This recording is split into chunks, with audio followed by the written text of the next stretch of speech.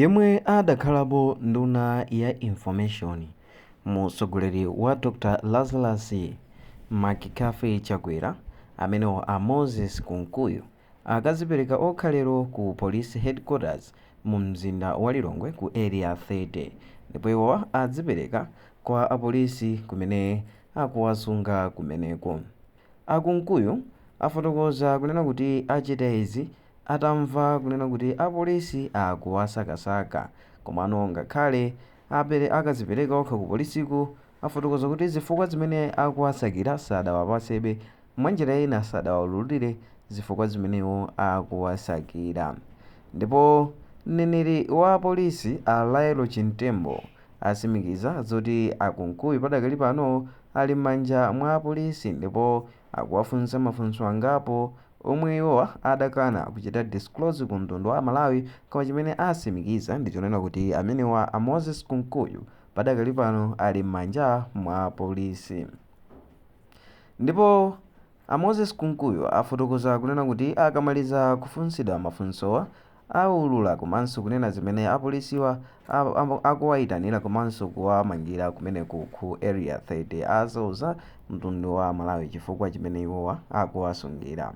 So tikukamba kuti amene wa Moses Kunkuyu amangidwa, ndipo kumangidwa uku ngati mukumbukira bwino kukutsatiranso press briefing imene inachitika ndi chipani cha Malawi Congress Party chimene amafotokoza kunena kuti mamembala awo ambiri akusakidwa ndipo pali ma arrest warrant ochuluka amene ali pa ndandanda kuti anthu amangidwe, ndipo mwa omwe akumamva zonena kuti ino ali pa ndandandawo akumakazipereka. Mwachitsanzo a Richard Chimwendo Banda ngati mukumbukira bwino pa 12 December nawonso atamva kuti akutsakidwa adakazipereka okha, komano mmene tikukamba mwa Richard Chimwendo Banda adatuluka pa belo pamenepo pa 14.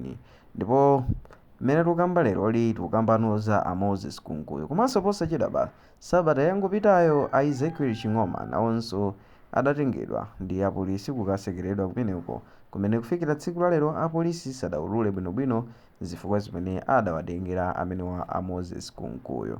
So kutsatira press briefing imene achitika chipani cha Malawi Congress Party omwe otsogolera akadali a Jessica Bwira atafotokoza kunena kuti kumangana kumene kukuchitika kusinkhani ya milandu komano ndi enmity kapena kuti udani umene ulipo pakati pa chipani cha DPP komanso MCP, ponena kuti akungochiteze pobwenzera zimene zidachitika mu nthawi ya utsogoleri wa Dr. Lazarus McCaffrey Chakwera. Koma anthu ochuluka akhala akupereka mafunso kunena kuti kodi achipani cha Malawi Congress Party mphamvu zoza polisi za yemwe angamumange kapena ayi akuzitenga kuti popeza apolisi akungogwira ntchito yawo. Komanso ena afotokoza kunena kuti mu nthawi yawo nkhani zonga izi akafunsidwa ankayankha kunena kuti apolisi akugwira ntchito yawo. So mu nthawi ino si nthawi yomabweretsa makompleni kapena kumachita tako kunena kuti zimene zikuchitikazi ni nkhani ya enmity, kuti ngati uli udani ndikuti udaniwo adayambisa ndiwo, chifukwa chonazo kuti mu nthawi ya utsogoleri wawonso nawo ankamanga. Chitsanzo chodziwika bwino ndi cha Norman Chisale yemwe adafike extent yoti kutuluka asadathe mtunda amakhalanso watsekeredwa kunena kuti patsegulidwanso mlandu wina. So tikukamba kuti kutuluka kwa a Richard Chimwendo Banda kumene kudachitidwa order ndi yemwe ndi Judge Kenyatta Nyirenda, boma lidasusana nalo ganizoli, ndipo wamkulu oyimirira boma pa milandu adanena kuti nkhani ayitengeranso ku khoti kuti order imene idachitikayo iunikidwe, ndipo malo mwake mwachidule akufuna kunena kuti amene wa Richard Chimwendo Banda abwerere ku ndende, ponena kuti kutuluka kwawo sikunatsatire malamulo, chifukwa chonazo kuti bwalo lalikulu la apilo lidakana kale pempho lawo la belo, ndipo iwowa amayenera akakhale ku ndendeku kwa masiku 90 podikirira kuti mlandu wawo uyambe. Koma malingana ndi chigamulo chimene Judge Kenyatta Nyirenda adachita, adawatulutsa amenewa pa 14th January chaka chino cha 2026, ndipo adati mlandu wawo uyamba kumvedwa pa 23 January chaka chomwe chino cha 2026. Musayiwale kunena kuti amenewa a Richard Chimwendo Banda akuwayimba mlandu otakuganizira kuti ankafuna kupha nzawo amene analinso membala wa chipani cha Malawi Congress Party, ndipo izi zidachitika mchaka cha 2021, koma chifukwa choti mu nthawiyo adali ali pampando sizidathe kulongosoka bwinobwino. Musaiwale kunena kuti kuli mwambi woti khosi wakakhala pankate sapheka. Choncho mu nthawi zidali zovuta ndithu kuti amene wa Richard Chimwendo Banda atengeredwe komanso kuyimbidwa milandu. Tsono kutsatira kusintha kwa administration ndipomwe mlandu umasegulidwa ndipomwenso amene wa Richard Chimwendo Banda amanjatidwa ndikuyamba kuyankha mafunso pa nkhaniyi.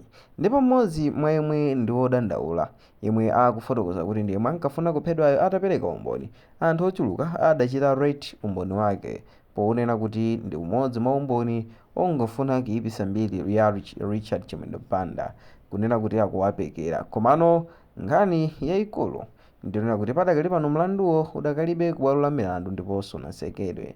Ndikufikira tsiku limene bwaloli lipitirize kumva mlandu ndi kufikiranso tsiku lomwe azafotokoze kuti mmene zayendera malingana ndi maumboni onse olakwa ndi ndani. Koma leroli tili kukuwuzani kuti a Moses Kunkuyo nawonso ali m'manja mwa apolisi kumene akuwasunga kumeneku ku area 30 mu mzinda wa Lilongwe, ndipo iwo azipereka okha monga takamba kale atamva kuti apolisi akuwafunafuna. So through comment section timve kuti mukutipo bwanji popeza zikuonesa kuti gululi silidathe ndipo anthu ena akunena kuti watsala adzikhale ng'oma amene nawonso posachedwa mwina akhala akupita, ndipo kwatsala anthu ambirimbiri amene akhale mwina akusakidwa.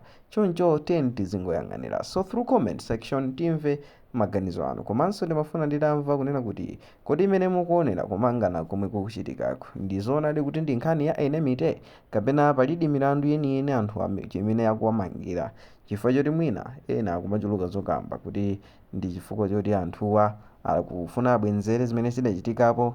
Kodi ndizoona kapena ndi nkhani ya lamulo kuti lamulo nalo likugwira ntchito? So through comment section timve maganizo anu.